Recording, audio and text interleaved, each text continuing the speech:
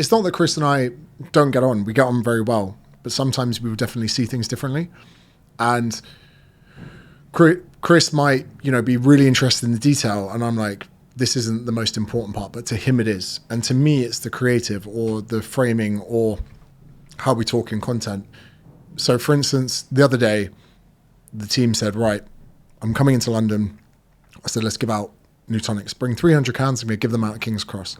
And they were like, okay, maybe we could do this. I was like, no, just keep the camera rolling. I'm just going to give out 300 cans. Then we went through to do a 2-hour TikTok shop live. And they're like, okay, maybe we could do this. I was like, no, we'll just go with it. I said, let me see the comments and we'll have fun for 2 hours. And they said, this is so much different to working with Chris. With Chris, it's where we are at this time, what we're doing, what we're saying. We need it scripted. We need a teleprompter. Let's do this. And it works very well for him. But to me, that just seems too organized. I want to go have fun with people. We set up shop outside a coffee shop. And as people are going in, I'm like, oh, you don't want that. Have a can of this. And I much prefer the off-the-cuff natural stuff. Same way that Chris, I believe, goes into his podcasts premeditated with what clips he's going to get from it. So oh, really? I think every single clip you have is on his iPad.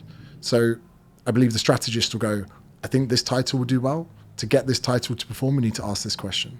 That's mad. Yeah. Super strategized. Whereas me, I'll do a podcast with my mates and randomly on the way to the podcast buy like a really hot chip and be like, oh, who's eating this then? And, like dying from the hot chip. To me, that's entertainment. Whereas to Chris, it might be really asking a very intricate question. But where we align so much is we're two British guys. I hate the term like self-made, but Chris had a podcast that no one listened to for years. I had a fitness social media account that barely anyone paid attention to for years. It took me 4 years to get to 10K, another 4 years to 1 million. And both of what we did was very much the same. Chris came to my events. I've been on his podcast since 2018. And we both kind of emerged through our own means. So we're both right in our own respects. Bringing those together it's been very fun at the same time, but I wouldn't even say challenging. I quite like it, where I've actually been the decision maker in everything that I've done so far. And actually it gets to the point where I say to Chris, the reason I'm not active in the Slack is I'm going to give you creative control over this because you're better than me at this.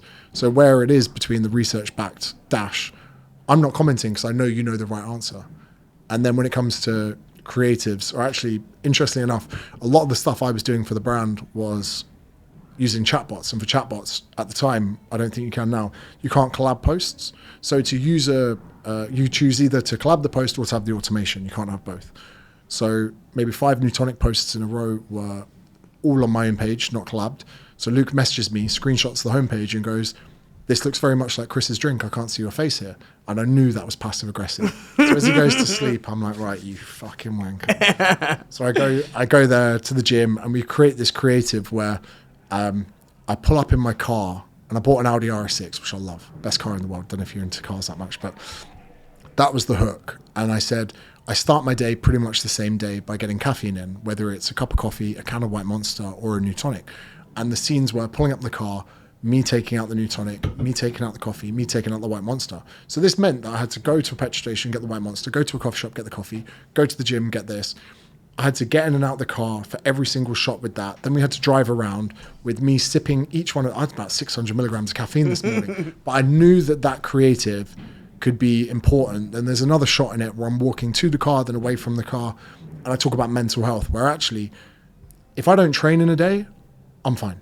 If I don't eat well in a day, I'm fine. But if I'm not productive in a day, I'm fucking hell to be around.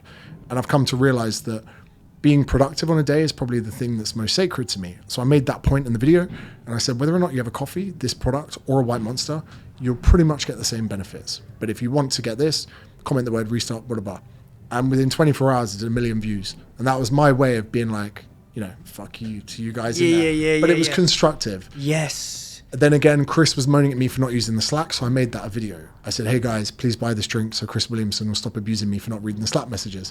And then people in the comments like, oh, classic Chris. We're almost creating beef between us because then it looks good as well on the front end. So having two founders that are at each other can also potentially benefit the brand. But if I presented that to Chris and go, let's fall out, he'd be like, why?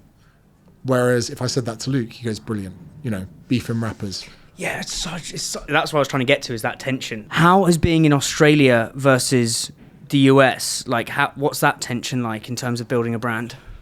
Just the time differences on the calls. And to preface what we said before, actually what's great is I still learn from Chris, although I go at him all the time. So when we did our tour in America last year, one night he just got smashed and let his hair down. I'm pretty sure a guy in the toilets was like, "Oh, I like your podcast." And he was like, "Cool." Just took the guy's vape and just went. And I was like, "Chris, this is my kind of guy." So I think I was helping Chris relax his shoulders a bit. But then recently I listened to a podcast I did 2 weeks ago and I said the word "like" way too many times. So I've now reached out to Chris's speech coach to start getting lessons to help me speak better. Chris doesn't he doesn't and he doesn't say like. And there is so much methodic detail behind the scenes that people don't see. And such as? He has a speech coach. I'm pretty sure he has someone that helps him protect his voice. So if his voice is crackling from doing live events, he gets given like a prescription of ginger, honey, all of these things. He's very protective of his energy. Even we're in Vegas. I'm like, bro, strawberry daiquiri, we're going out. And then 7 p.m, his AirPods go in, he's off to his room, stays at home.